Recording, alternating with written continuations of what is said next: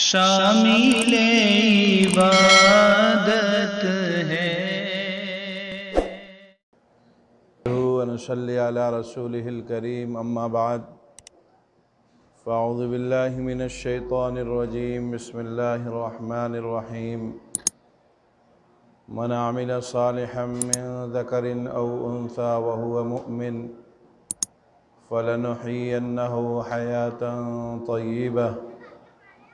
صدق الله مولانا العظيم۔ میرے محترم بزرگوں اور دوستوں، عزیز ساتھیوں، پردے میں بیٹھی ہوئی میری مائیں اور بہنیں، اللہ تعالیٰ نے انسان کو دو قسم اور دو جنس میں پیدا فرمایا۔ اولی مرحلے میں تو یا ایھا الناس اتقوا ربکم الذی خلقکم من نفس واحدہ، پہلے حضرت آدم علیہ السلام پیدا کیے گئے، وخلق منہا زوجہا، پھر حضرت آدم سے حضرت اماں حوا پیدا کی گئیں، وبث منہما رجالا کثیرا ونساء، پھر اللہ نے خلق کو مکمل طور پر مرد اور عورت کی شکل میں کثرت کے ساتھ پیدا فرمایا۔ تو دو قسم ہوئی، ایک مرد ہوئے ایک عورت ہوئیں، پھر دونوں کی ذمہ داریاں بڑھ گئیں۔ مرد خارجی امور کا پابند ہوا، ان چیزوں کو کرنے والا ہوا، عورتیں داخلی امور کی دیکھ ریکھ کرنے والی بنی۔ دونوں کے اگرچہ میدان عمل الگ الگ ہوں لیکن منزل دونوں کی ایک ہے، دونوں کے اگرچہ کام بٹے بٹے ہوں لیکن دونوں کو اللہ کا تعلق اور اس کی معرفت کو حاصل کرتے ہوئے، اس دنیاوی کام کو انجام دیتے ہوئے مالک حقیقی کے پاس جانا ہے۔ دونوں کے کام بظاہر الگ الگ ہیں لیکن دونوں کا مقصد حیات آخرت ہے، اللہ کی رضا ہے، رسول اللہ صلی اللہ علیہ وسلم کی تعلیمات پر عمل کرنا ہے۔ پھر دونوں کو ان کی جگہوں پر ان کے کاموں میں مواقع فراہم کیے گئے۔ مرد حضرات کو باہر تجارت کے لیے بھیجا گیا، ان کے ذریعے دیگر کام دیے گئے، لیکن اسی تجارت کے ذریعے سے، اسی ملازمت کے ذریعے سے، اسی زراعت کے ذریعے سے فرمایا کہ اگر دیندار امین رہا تو میں اسے اپنے خاص بندوں میں شامل فرما لوں گا۔ فرمایا رسول اللہ صلی اللہ علیہ وسلم نے التاجر الصدوق مع النبیین، سچا تاجر نبیوں کے ساتھ اٹھایا جائے گا، نبیوں کے ساتھ اس کا معاملہ کیا جائے گا۔ عورتوں کا میدان عمل بدلا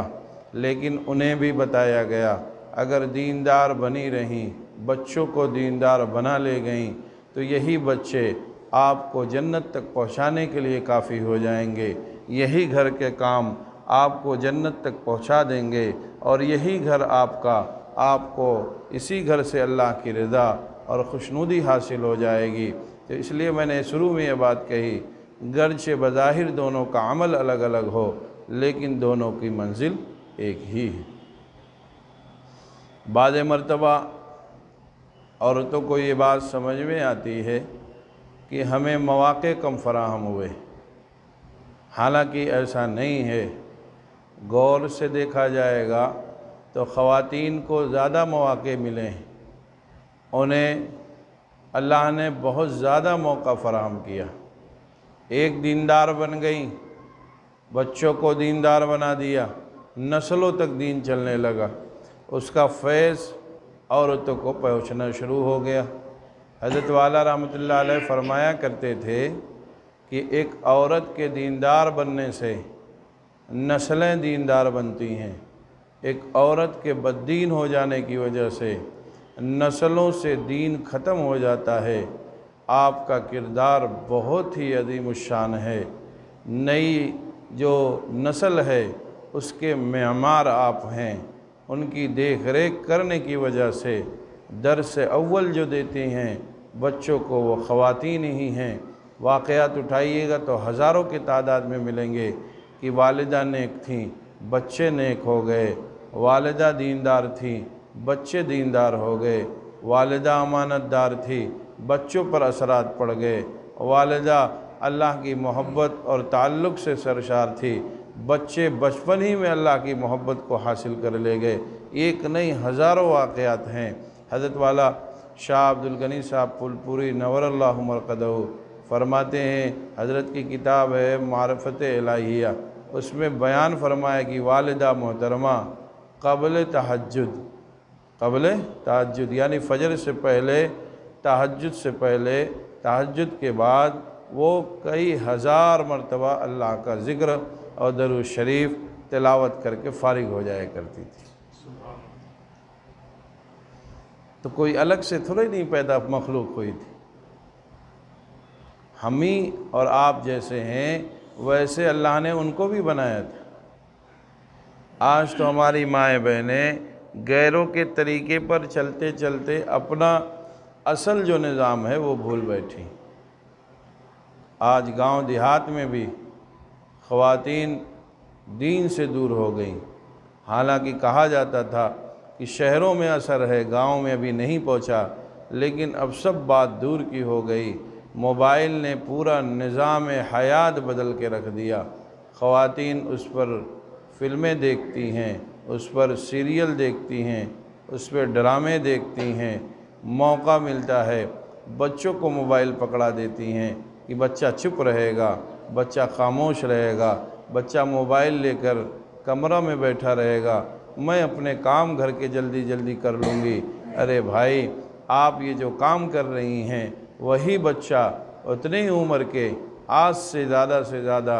10 20 25 سال پیچھے جائیں گی آپ تو آپ کو اتنی عمر میں عورتیں بچوں کو پہلا کلمہ یاد کراتی ملیں گی، پر اسی عمر میں بچوں کو عورتیں چھوٹی چھوٹی صورتیں یاد کراتی ہوئی ملیں گی، اسی عمر میں بچوں کو اللہ اللہ کہلانا سکھاتی تھیں، اسی عمر میں جس میں آپ بچوں کو کارٹون وغیرہ دے کر ان کے حوالے کر دیتی ہیں کہ ہم اپنا کام جلدی جلدی نپٹا لیں، بچہ روئے نہ اس لیے موبائل پکڑا دیتی ہیں۔ اسی عمر میں بچہ چھوٹی چھوٹی تسبیحات پڑھ لیا کرتا تھا، بچے کو اکابرین صحابہ کا نام یاد ہو جایا کرتا تھا، رسول اللہ صلی اللہ علیہ وسلم کی گھر کے لوگوں کا نام یاد ہو جایا کرتا تھا۔ اسی عمر میں بچے جو ہے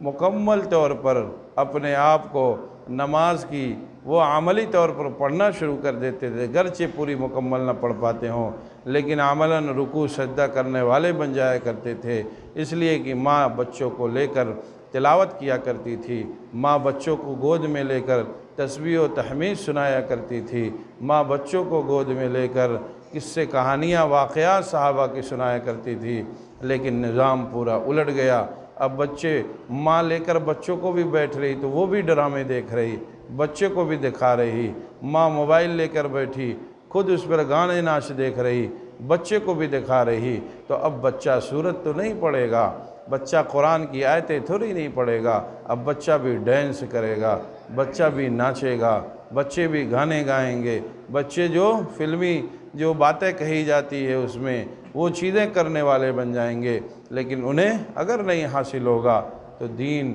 نہیں حاصل ہوگا۔ کہا جاتا تھا ماں کی گود پہلا مدرسہ ہے، وہیں پر بچوں کی تربیت ہو جایا کرتی تھی، لیکن پہلا مدرسہ اجڑ گیا، پہلا مدرسہ برباد ہو گیا، پہلا مدرسہ ختم ہو گیا، اس میں کسی اور کی غلطی نہیں ہے، کسی کی سازش نہیں ہے، سب کے ذمہ دار ہم ہیں، آپ ہیں، ہماری مائیں ہیں، ہماری بہنیں ہیں، جنہوں نے اپنی تعلیمات کو بھلا دیا، اپنے نظام حیات کو بھلا دیا، اپنے آمد کا مقصد جو ان کے تھا وہ بھلا دیا، تو پھر ظاہر سی بات ہے جب بغیر مقصد کے کوئی کام کیا جاتا ہے تو اس کا کوئی حاصل نہیں نکلتا۔ اللہ تعالی ہم سب کو معاف فرمائے۔ ہم تو ایسے زمانے میں پلے بڑے کہ کچھ اللہ اللہ کر لیا جاتا تھا، تب ہمارا یہ حال ہے۔ اب ہمارے بچے جو آ رہے ہیں، ہماری اگلی نسل جو آ رہی وہ تو ناچنے گانے سے صبح ہی اس کی شروع ہوتی ہے۔ بچے سو کر اٹھتے ہیں،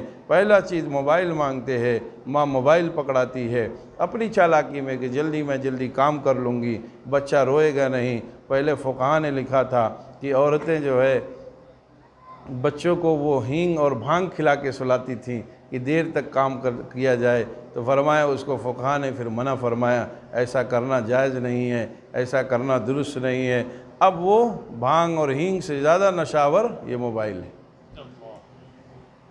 جس پر عورتوں نے اپنے خود کے وقت کو برباد کیا اور اپنی اگلی نسل کا سودا کر بیٹھی۔ اب بچہ جب ناچنے گانے والوں کو دیکھتا رہے گا تو اسے کیا معلوم اسلام کی عظمت کیا چیز کا نام، اسے کیا پتہ کہ اسلامی شاعر کسے کہے جاتے ہیں، اسے کیا معلوم کہ دین کس چیز کا نام۔ وہ تو سمجھے گا دنیا بس یہی ناچنے گانے والوں سے شروع ہوتی ہے اور انہی ناچنے گانے والوں پر ختم ہو جاتی ہے۔ پہلا مدرسہ محفوظ تھا، اچھے طالب علم نکلا کرتے تھے، وقت کا ولی پیدا ہوا کرتا تھا، وقت کا بہت بڑا جو ہے اللہ سے محبت کرنے والے بڑے بڑے افراد پیدا ہوا کرتے تھے۔ لیکن پہلا مدرسہ اجڑ گیا، پہلے مدرسے کا نظام بدل گیا، پہلے مدرسے میں غیروں نے قبضہ کر لیا۔ اب وہاں پر تعلیم نہیں مل رہی بلکہ وہاں پر بچوں کو غلط تربیت کی جا رہی ہے۔ اللہ تعالی ہم سب کو صحیح سمجھ عطا فرمائیں۔ ہم اپنے دنیاوی کاموں میں کتنا جوڑ گھٹانا کرتے ہیں اور اپنی تجارت میں کتنا جوڑ گھٹانا کرتے ہیں، لیکن بچوں کے سلسلے میں ہم سے بڑا کوئی لاپرواہ نہیں ہوگا۔ آپ دیکھیں، غور کر لیں، مائیں بہنیں غور کریں۔ آج ماؤں کی طرف سے شکایتیں آتی ہیں، بہت سی عورتیں تعلق رکھتی ہیں، اصلاحی تعلق رکھتی ہیں، ان کے خطوط آتے ہیں تو شکایت یہی ہوتی کہ بچی بڑی ہو گئی، باتیں نہیں سنتی، بچہ بڑا ہو گیا ہے، بات نہیں سنتا۔ تو اس پر اگر غور کریں گی تب بات سمجھ میں آئے گی کہ وہ ہماری بات کو سنتا کیوں نہیں۔ ہم نے اسے ماں کی جو عظمت ہے بتایا ہی نہیں، اس کو تو ہم نے ناچ گانے دکھلا دیے، اس کو ہم نے ان ناچنے گانے والوں کی چیزیں پکڑا دی، حالات پر ڈرامے دکھا دیے، اب وہ اسی میں مست ہو گئے۔ اور اس سے پہلے ہم خود دیکھتی ہیں، ہماری مائیں بہنیں خود دیکھتی ہیں، انہیں پرہیز کرنا چاہیے تو لیکن وہ بھی دیکھتی ہیں۔ موبائل نے بڑا نقصان پہنچایا، موبائل جو آیا ہوا ہے وہ ہر عمر کی عورت کو نقصان پہنچائے ہوئے، جو عمر دراز ہے